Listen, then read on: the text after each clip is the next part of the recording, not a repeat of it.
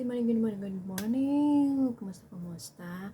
Mga kapwa OFW dito sa Hong Kong. Nandito naman ako. So, may simple share lang ako sa mga tips sa mga bago o nandito naman sa Hong Kong. Okay? This is my side. This is my experience. Pero nasa inyo na rin. Okay? So, first thing is, yung papunta dito o nandito na. First experience ko yung first kong day off, wala akong kilala dito sa area ko, wala akong kilala, wala. So, sa bus station ka lang may makita ka doon mga Pinay.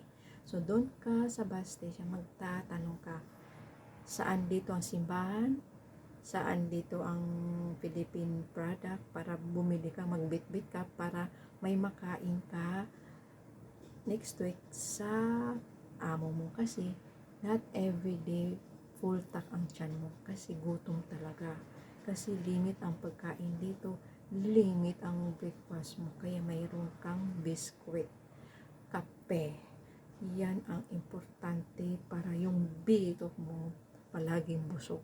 Okay, dapat tago-tago. Yan ang first kong talaga into sa mga kapwang helper, nagtatanaw ko hanggang sa simbahan naman. So, yung sa simbahan, diba, every Sunday, makla-classmate mo na sila kasi kita-kita na. So, doon ko nakilala si ate, siya, kumbaga, matanda na siya, 50 plus na siya. Siya, dati kasi nag-serve siya sa simbahan, other location. Kaya napunta siya sa Taipo, kasi another employer daw. So, kaya nag-meet kami doon, nagtatanaw ako, kaya hanggang every Sunday, kita-kita, lang kami, parang classmate na lang, hanggang paglalabas namin sa church, punta na kami sa likod, hanap kami ng park, para doon kami magtambay, doon kami matulog, maglatag, or ganun lang ang daily routine namin. Pagka alas 4, ayun,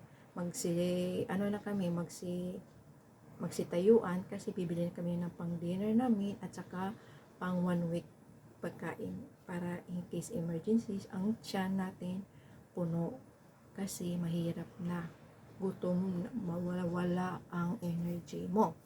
So yun ang side ko, yung daily routine ko ginagawa. Yun ang first kong intro.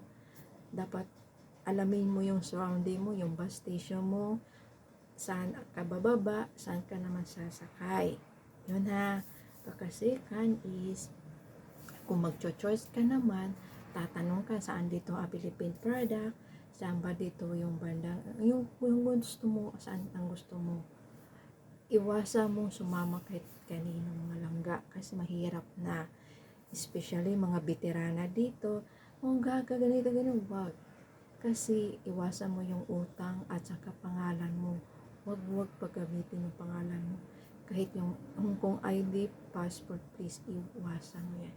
Kung gusto kang umutang, diretso ka na lang sa bangkong langga, okay? Diretso ka na lang, huwag kang humanap ng ibang tao, kasi pag naghanap ka ng ibang tao langga, kumbaga kung may ka whatsoever, they will ride on to you. Kumbaga, utang ka ng 10k, baka sabihin, pwede mo ride, dyan ako ride on sa iyo, kahit ko 5k lang, so na 15 na. So, paano na yun? Nasa kanya na 5k. Sino magbabayad? So, ka na, nga. Wag yan, iwasan mo yan. Yung mag-ride on, kasi mostly dito ang ride on wala nga. Kaya yan, ha? Wala namang problema kung gusto mo utang. Diretso lang kayo sa bangko dito. Okay? Yun lang ang ko sa'yo. Huwag kayong huwag kayong maghanap ng garantor, kasi magra-ride on sila sa iyo. Importante dahil, huwag na lang dahil sakit sa puso, sakit sa bulsa, okay? Kasi dito sa Hong Kong, anytime, terminate ka talaga kahit one day, one week ka pa lang, wala, at least terminate ka, at least babayaran ka man ng amo mo, diba? So, bawi na sa gasto mo papunta dito. Kaya huwag ka mang-utang dahil. Kung gusto mong umutang, sarili mo lang, diretso ka sa bangko. Huwag kang aasa sa mga tao dito, kasi ang hirap tayo. Kaya please lang ha.